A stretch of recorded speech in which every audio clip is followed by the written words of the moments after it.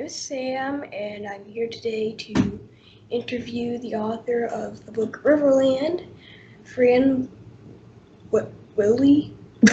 Wild.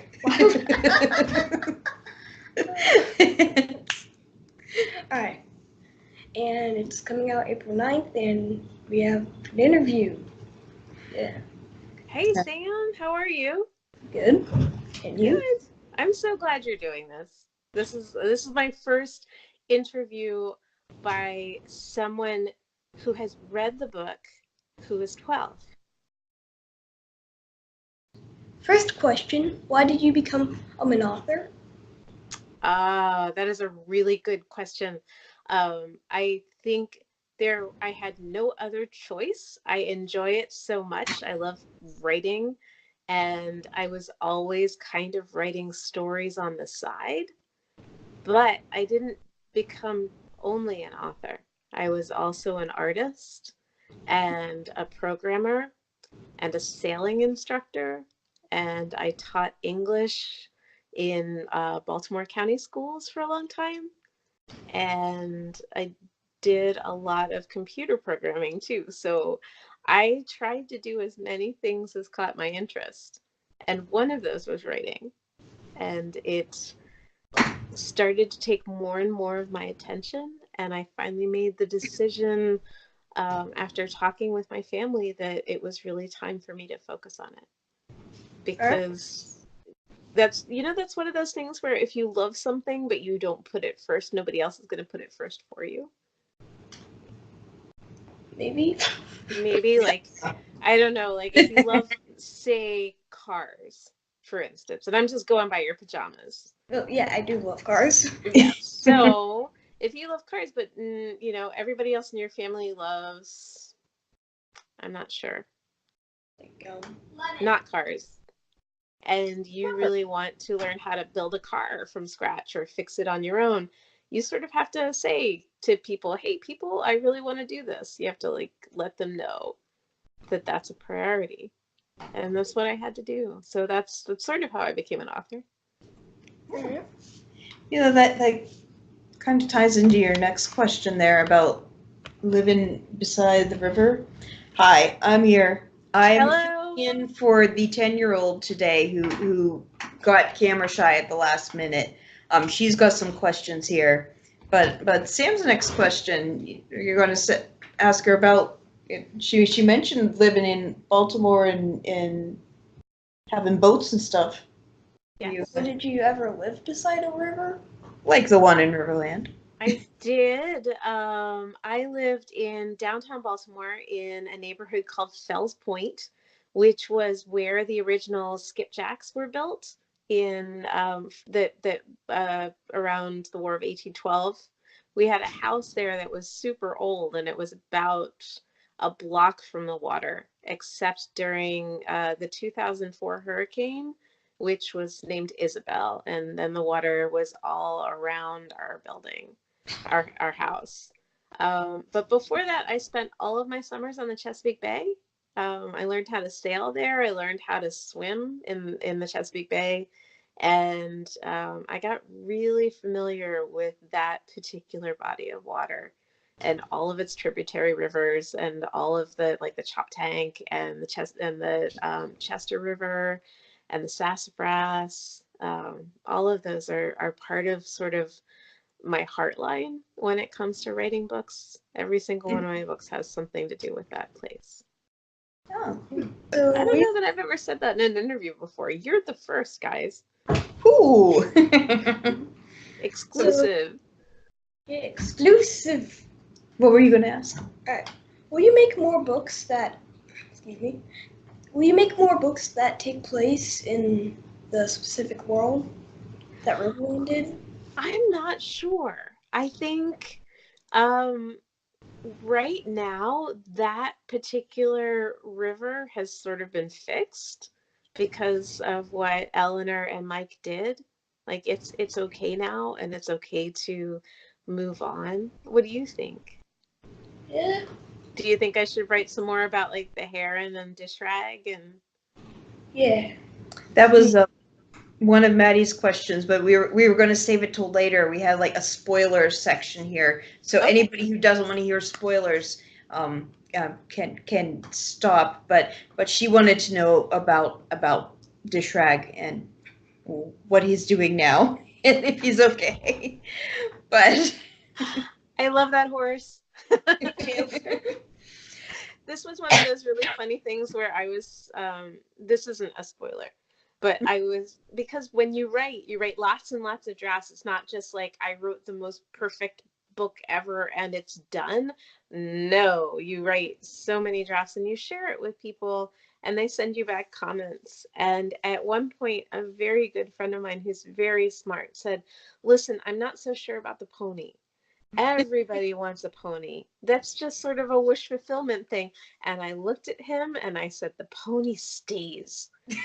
And it was like there were lots of things that changed from the first draft to the second, but the pony had to stay. So what Dishrag is doing now, I think is pretty important. I think he's one of those, because he really, okay, this is the spoiler part.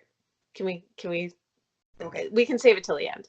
First, let's go back to beginning. How did you specifically get the idea for the Riverland? So this is a story that I was really pretty sure I was never going to write. It contains a lot of heartache and it contains a lot of hard parts. Like, I mean, you guys know because you read it. So there's some tough stuff, and it was just a little too scary to take on as a writing project. And then one morning in November or December, maybe October of 2016, when everything else started feeling really sort of do what your heart believes is super true, I woke up and said I had 6 books on my list that I wanted to write.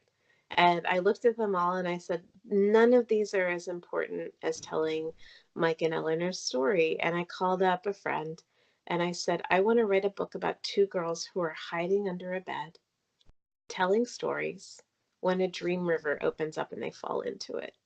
And that was literally the beginning of Riverland. Oh, I like that. I was pretty mad at the time. It felt like everybody was sort of talking around some issues and sort of making kids feel like they were not as important to discussions as they should have been. In a lot of ways, discussions where, kids are in danger or where kids are fighting and struggling.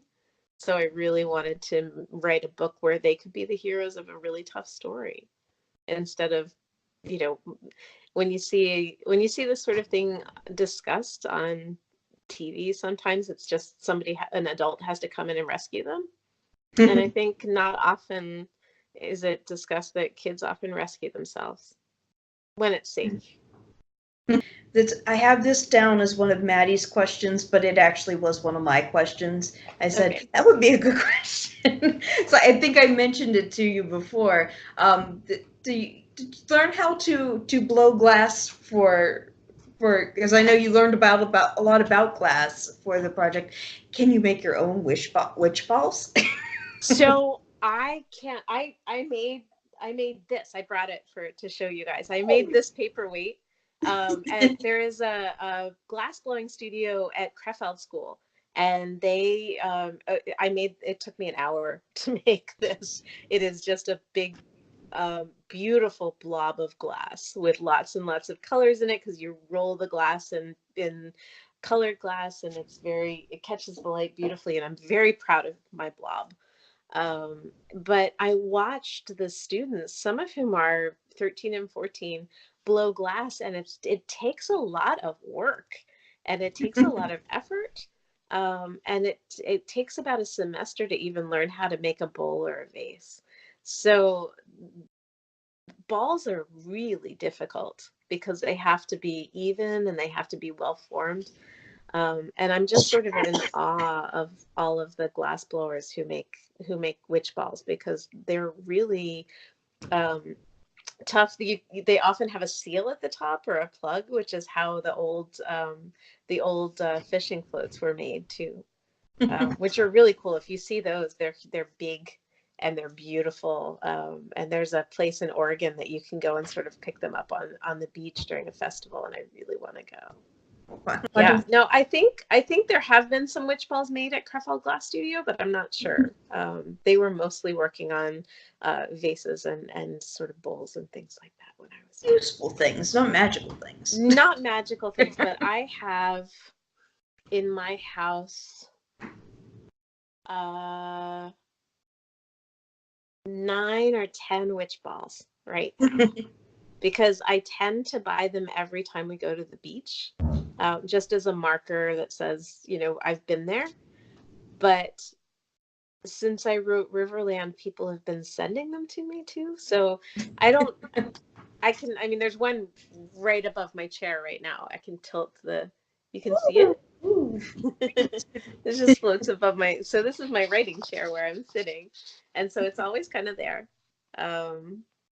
And then there are a bunch in different windows throughout the house. So this is one of the first. No, that's one of the first ones. Can you see that? No.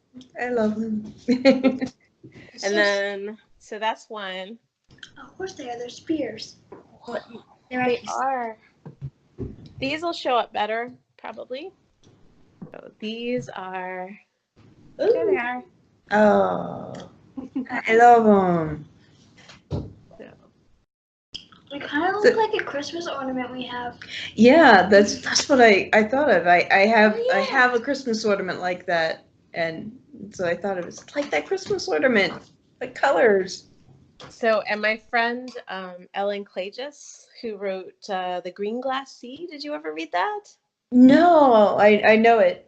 Yeah, it's right. You guys have read it. But she just sent me this one, which is not. It's a gazing ball, which is sort of the same, but the note was, "Your book made me cry."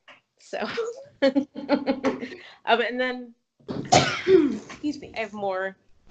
Because once you get one, you can never get too many. So I have these. Oh.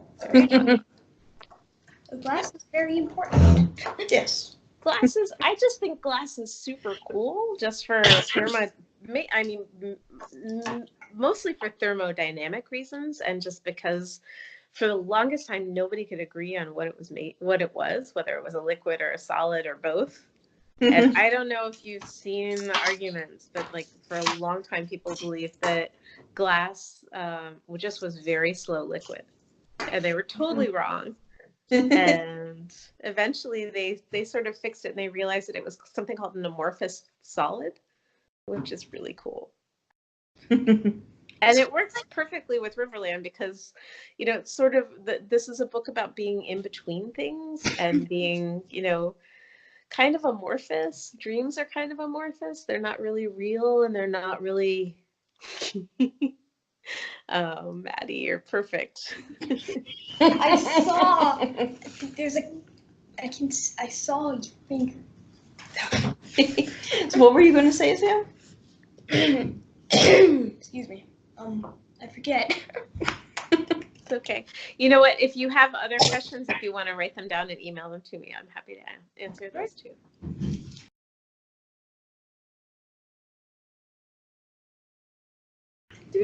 Anything like past this few moments, be spoiler, and anyone who doesn't want spoilers, they can just stop watching now. Stuff. Good. So we were talking about dish rag. Yeah. Is he okay? Dish rag is totally okay.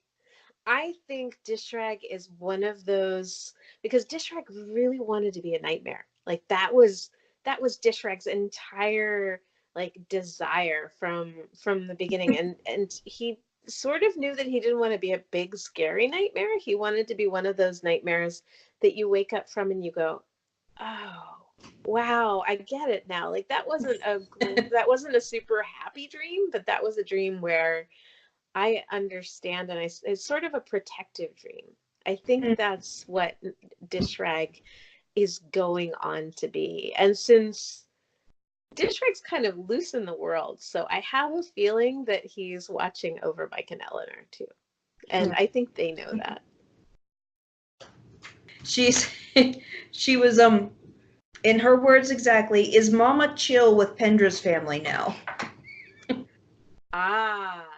So that, like, with most adult things, that's probably a little bit hard to answer completely, because adults have all sorts of layers and complications.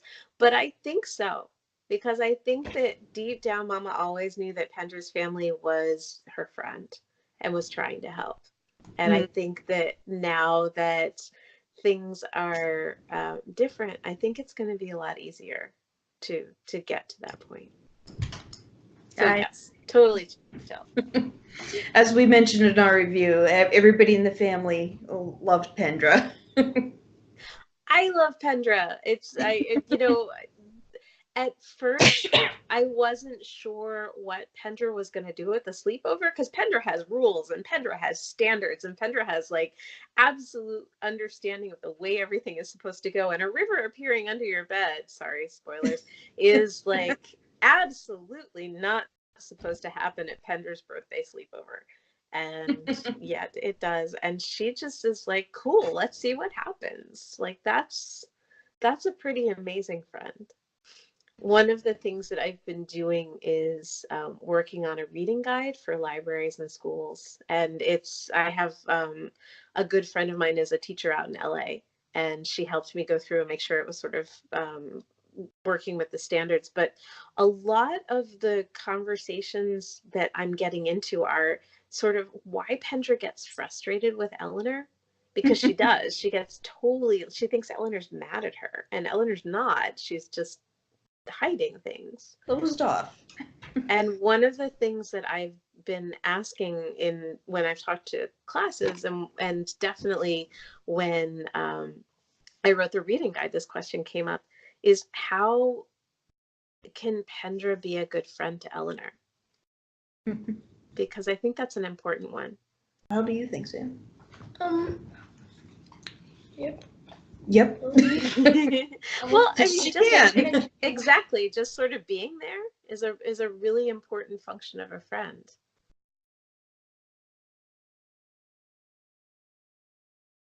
So are you done? You have any more questions? I don't think so. Thank you so much. Would you mind if I sent you some stickers? Sure. Okay. Wouldn't mind at all.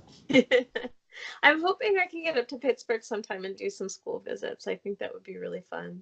Yeah. Well, Sam and Maddie and your mom, you guys are great video interviewers. I hope, are you gonna do more of these? Do you think? Yeah, pretty good. Now you're getting some practice. I think that would be amazing. Maybe Maddie will try next time. Well, Maddie, anytime you want to talk and test it out, I am totally game for that. Say goodbye to everybody. Say thank you for coming. Oh, Bye. wait. Thank you very much for having me. You're welcome. Thank you for coming. Bye. Yeah. It was a pleasure. And Riverland will be out on April 9th. So I have more props. April 9th. Hey, there's fun. Thank you. Thank you guys so much for such a good read of the book too. I think you really you got it in ways beyond what I had hoped, readers would see. And I'm really, really grateful for that. And I think your takes were totally on target. Oh, you're welcome.